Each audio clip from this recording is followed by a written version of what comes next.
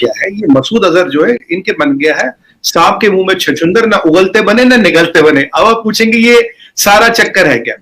देखिए जिस दिन बालाकोट की एयर स्ट्राइक हुई ये और उसका भाई बालाकोट में था, ठीक है। इनका 100% ये मारा गया उस दिन, क्योंकि बालाकोट के बाद रोहित भाई ये आदमी कहीं दिखा नहीं करे। Pharmacy of the world India. आज अगर एड्स कंट्रोल में है दुनिया में, पूरे अफ्रीका में, पूरे साउथ अमेरिका में इंडियन मेडिसिन के कारण है। आज हम 150 कंट्री को मेडिसिन एक्सपोर्ट करते हैं। वह कुछ खास किस्म वहां कौवे थे, आपने तो आपके कौवे मारे। मैंने कहा बहुत खास नस्ल के होंगे सर। अरे इतने खास नस्ल के कौवे होंगे कि हमें जगुआर उड़ाने पड़ने, इतना भेजना पड़ा कौवे मारने के लिए यार। या तो हमारे पास पैसे बहुत आ गए या हमारे पास बस शिकार का शौक ऐसा चढ़ा है कि पूछिए मत कहां कहां कौवे मारने चले जाते। पर अभी हमने बांग्लादेश को बोला जो तुम्हारे रेलवे के प्रोफेशनल उनको हम ट्रेन करेंगे, तुम्हारे जो आईटी एनेबलमेंट है जो बांग्लादेश रेलवेज की वो हम करेंगे।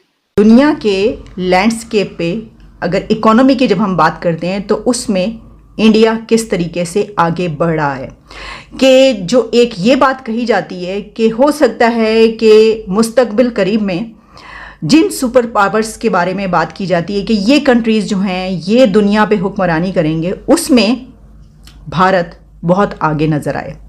तो आप दवाई की बात करें, आप सोलर की बात करें, आप मैन पावर की बात करें, आप इंफ्रास्ट्रक्चर की बात करें, आप आईटी की बात करें, आज एक और चीज हम दुनिया को दे रहे हैं, वो है कि आज हमारे पास इतना वीट रखा है कि WTO के लफड़े वफड़े ये हटा दे, we can feed the whole world. इतना वीट हमारे गोदामों में आज के दिन में रखा है। अब इंडिया के हवाले से जो नाम लिए जा रहे हैं उसमें एक नाम अडानी का लिया जा रहा है। अब कुछ दिन पहले हमने आपको ये खबर दी थी कि गौतम अडानी के बारे में कहा जा रहा है कि वो एक अब दुनिया की चंद यानी उन्होंने बीट किया है और one of the richest person of this earth उनका शुमार हो गया उसके अंदर। पोटेंशियल जीवा साहब इतना है कि दुनिया यहाँ आएगी। आप देखिएगा 5-6 साल में when we will beat Germany and Japan, Germany and Japan as the third biggest economy, then the world will open up because China is not an option। देखिए अमेरिकन मार्केट्स ऑलरेडी सैचुरेटेड है। भारत के हवाले से उन्होंने लिखा है कि GDP जो बढ़ा है 13.8% in the second quarter of this year, as जो पैंडेमिक है वो कंट्रोल जब कर लिया गया और जो मैन्युफैक्चरिंग है उसकी सर्विसेज इतने बूम पर आएंगे, उसके बाद फिर जीडीपी जो है वो इंडिया का बात पूछो what India has to offer to the world. देखिए चीमा साहब 5-6 चीजों की बात डायरेक्ट करें। Pharmacy of the world India. आज अगर एड्स कंट्रोल में है दुनिया में, पूरे अफ्रीका में, पूरे साउथ अमेरिका में इंडियन मेडिसिन के कारण है। आज हम 150 कंट्री को मेडिसिन एक्सपोर्ट करते हैं और जो अफ्रीका में जो गरीब आदमी है जो साउथ अमेरिकन कंट्रीज में यहाँ है वो फाइजर या स्नोफी की दवाई नहीं खाता, वो हमारी दवाई खाता है। आज हमने एड्स को कंट्रोल किया। 5 बिलियन वैक्सीन हम बना के दे रहे हैं। तो क्वाड में हमने बोला है ना, काम चल रहा है उस पर। 200 करोड़ को लोगों को से ज्यादा तो हम ऑलरेडी वैक्सीन लगा चुके हैं। अभी देखिए सबसे ज्यादा इंजीनियर डॉक्टर हम दे रहे हैं, सबसे ज्यादा IT हम दे रहे हैं। अभी आज मैं देख रहा था मैक्सिको से एक डेलीगेशन आया हुआ है डिप्लोमेट्स का जिनकी हम ट्रेनिंग कर रहे हैं। अभी हमने बांग्लादेश को बोला जो तुम्हारे रेलवे के प्रोफेशनल उनको हम ट्रेन करेंगे, तुम्हारे जो IT एनेबलमेंट है जो बांग्लादेश रेलवेज की वो हम करेंगे। हमने अपना कोविन एप्लीकेशन जिससे कोविड मैनेजमेंट होता है, ये कम से कम 30-32 कंट्री तो हमारा कोविन यूज करिए ना कि मतलब आज की डेट में ओपन सोर्स कर दिया हमने, चलो आप यूज कर लो। तो आप दवाई की बात करें, आप सोलर की बात करें, आप मैन पावर की बात करें, आप इंफ्रास्ट्रक्चर की बात करें, आप IT की बात करें, आज एक और चीज हम दुनिया को दे रहे हैं, वो है कि आज हमारे पास इतना वीट रखा है कि WTO के लफड़े वफड़े ये हटा दे, we can feed the whole world. इतना वीट हमारे गोदामों में आज के दिन में रखा है। वीट हम दे सकते हैं, फर्टिलाइजर हम दे सकते हैं, सस्टेनेबल एग्रीकल्चर हम दे सकते हैं, और सोलर और विंड में we are already reading the world. सबसे ज्यादा सोलर एनर्जी का जो बेंचमार्क्स हमने एस्टैब्लिश किए हैं वो इंडिया ने किया है।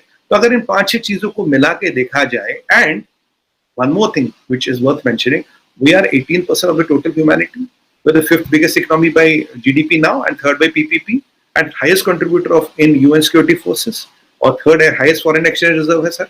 And we are the only country जिसमें recession नहीं आएगा। अब भी last quarter हमने 13.5% किया था जब चाइना 0.1% किया, 1% के आसपास था।